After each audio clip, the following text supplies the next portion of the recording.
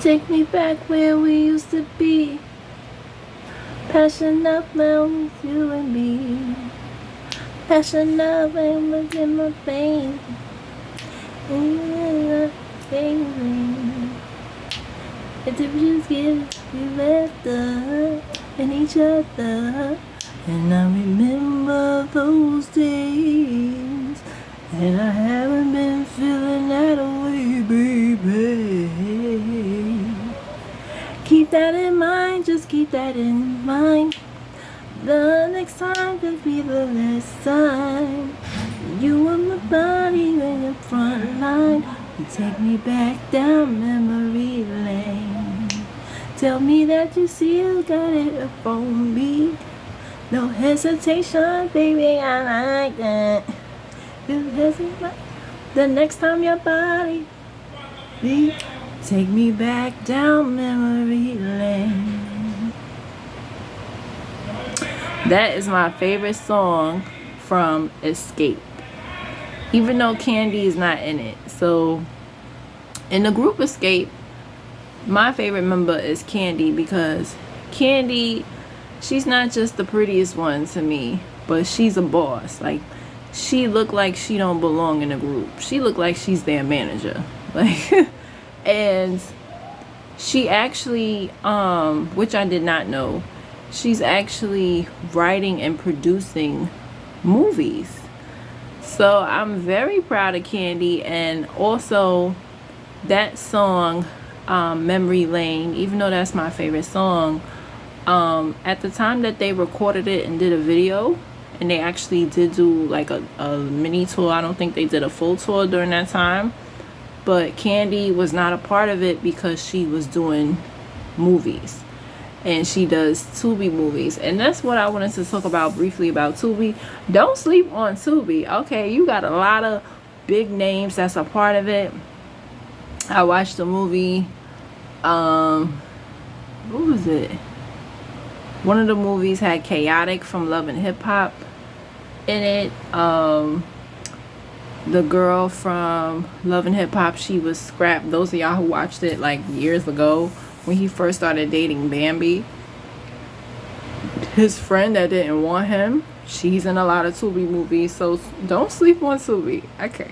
So Kandi from Xscape, she wrote a movie called The Past. So earlier today I talked about the marriage past, or but this one is just called The Past, right? I guess because they didn't want to conflict of whatever. And both movies came out the same time, but I had to talk about The Past because this movie was so good too. Like, I swear to God, like, don't sleep on Tubi movies. People be like, oh, it's bootleg and shit. Some of them are not.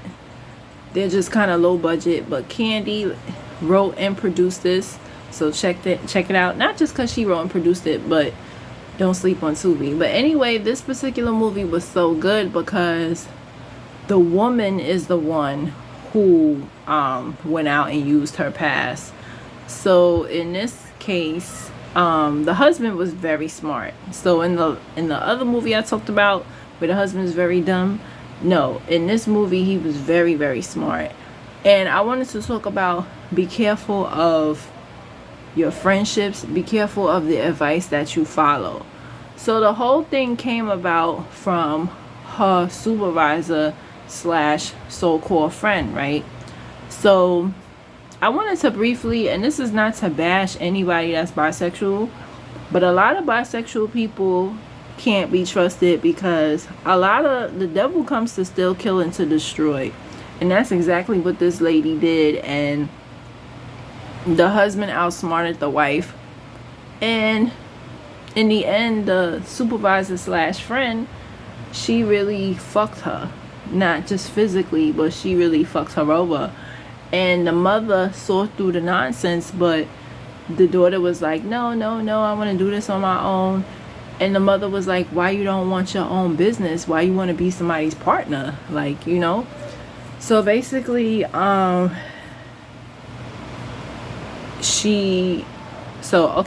It's a husband and a wife, and his best friend is his wife's boss. So they're a part of, and the woman's name is Nina Baptiste in the movie. And basically, she is a part of a friend group that includes herself and 3 other women, and one of the women is the supervisor. So they go to LA for the weekend, and she gets approached by a guy, and nothing happens. Like, the way it cuts off, you think something's gonna happen, and she actually tells him at the bar, hey, I'm married, and she shows him her ring. So as you watching it, we like, oh, she a good girl, she not gonna use her past or whatever, until next thing you know, she's in bed with her supervisor. So that's never a good thing, because that makes things awkward. Naturally, you feel like you should get, and that's what she thought that she was gonna get promoted. Instead, the supervisor was sleeping with another girl, and that girl got promoted. And this same supervisor that's best friends with her husband, because she told her, like, oh, you know, this can't continue, this can't happen or whatever, and she was like, pretended that nothing happened the next day, just like some niggas, like, you know, just pretending like nothing happened, and went to the next bitch and was in between her legs. So she felt hurt by that, you know, because she actually started catching feelings for this woman. And it was just so interesting to watch, because this same supervisor, she was, as you watching it, she wasn't really interested in her. She wasn't, like, you could tell she was just, she preyed on her because she was naive and stupid. Like, she was so stupid. And then, like, Kandi plays the frenemy. I say frenemy because none of them was her friend. They was all in on it. So they was telling, and the husband was in on it too. So basically, it's all about a corporation and business. So basically, when you file for divorce, you have to prove infidelity. And if the person didn't cheat on you, what you put is inconsolable differences, if I'm saying it right. But if the person cheats on you, you have to prove it. Because when it comes to assets and stuff like that, even though it's a new, what they call a new millennium, a new century, certain things in court you have to prove if you, you know, assets and businesses and everything else. So when they sat in front of the judge, the husband had his receipts. So Kandi, she tells her, oh yeah, you should get cameras in your house. Like, she's encouraging her to get cameras in the house and stuff. And all the cameras did was to incriminate her. She was, you know, she thought that her husband was cheating when it was her, because, you know, the pictures, the naked pictures, a phone number, all of this stuff. And the girl, the supervisor, she actually puts a condom in his jacket. She puts panties in the bedroom, and after she sleeps with her, she's like, oh, what is this, you know? And then she even tells her, like, oh, don't jump to conclusions, you don't know, da da da da. And all the while she's doing all of this to ruin their marriage. And I'm like, damn, you see how the devil is? Like, she don't even want her. Like, it's not even like, oh, you know, she's doing that to get with the girl. She's doing that to destroy their marriage. Why? Because it's all about the corporation. It's all about money. And all the friends come together with their husbands and stuff at the end of the movie, and they're like, oh yeah, da da da da, because that's what they do.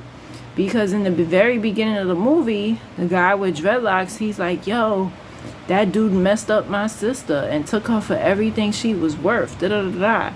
So in the beginning, when you're watching it, it's like, yo, what is that random dude talking about? And then that's what this guy does. He literally, like, rips people off, like.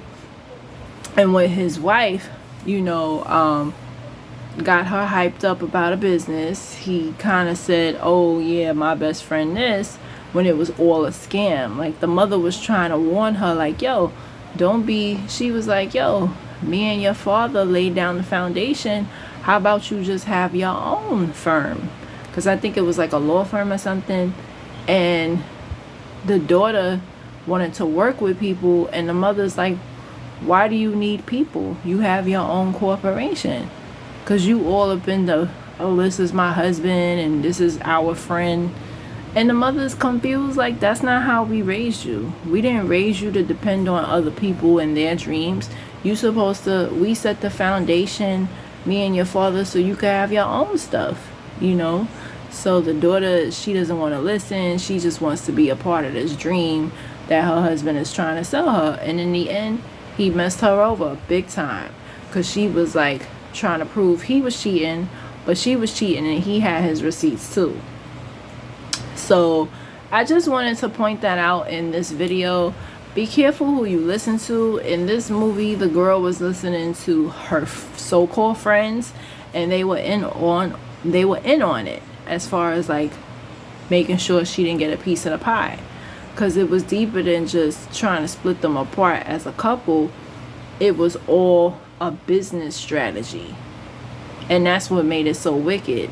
And then it's like, in the end, Kandi and them is plotting like, yeah, we gonna go, I'm a, you know, the sugar daddy, whatever, like the next victim, basically. They had the next victim lined up. So it was just so good, because it was so much deeper than just infidelity. This was about money, you know.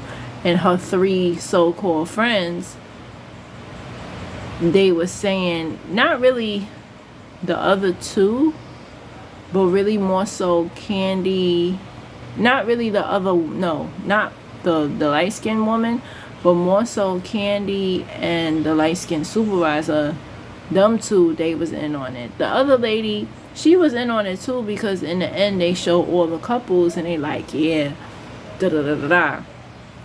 But they was encouraging her to get cameras, down to everything. You know, it was all a plot. It had nothing to do with sex. It had nothing to do with any of that. It all had to do with money and power. You know, so it's like, you gotta be so careful. And then in the end, the husband kind of set it up too, you know, because he was the one, and the wife brought that up in the office with the judge. She's like, he was the one that thought of the whole past thing. And at first I said no, but he insisted, which is true. And they had a couple of rules and stuff like that. And yeah, it worked out in his favor. And I'm like, it's one of those movies where you say, oh snap, like, because I really didn't see that coming at all, like the business part of it, you know. And Kandi was the supermind, like in the end of the movie, she's like the brains in that whole plot thing. That was trifling, you know, it was genius. But yeah, Kandi Burruss from Xscape, she doing her thing. She's in also she's in the BET's I Got a Story to Tell. One of those stories, she does the introduction. And I feel like I've seen her name in other productions. So Kandi doing her thing, you know, and she has her own business. And Xscape actually had a reality show a few years ago. I didn't know, and I watched it. And Kandi wasn't really present because she's a boss, literally. Like, she has businesses. I think she has a restaurant, so she don't really have time for, she don't need the group. And even in the 90s, to me, she just always had that look. Like, she just doesn't look like she's a part of the group. She looks like their manager, you know. So, and they said that to her in the show too. She's like, they like, you act like you don't need this group. And she's like, she don't. Like, she really truthfully doesn't. Like, since the late 90s, early 2000s, Kandi has done a lot for herself as far as businesses and stuff. The other girls, like the sisters, they needed it. And then Tiny, she don't need it because she has the show with her husband. And plus she had her group with her daughter, Tiny. So it's the sisters that needed, like, for the group to get back together. You know, one of them was in a Tyler Perry play, so she was struggling a little bit. And they admitted that, you know, that they were struggling and stuff, and they actually need the group to get back together. Whereas Kandi doesn't need it because she has businesses and she has a lot going for herself. A lot, you know. But check that out. It's called The Pass. It's even better than, no, I'm not going to say it's better. I'm going to say it's just as good. And those are my thoughts.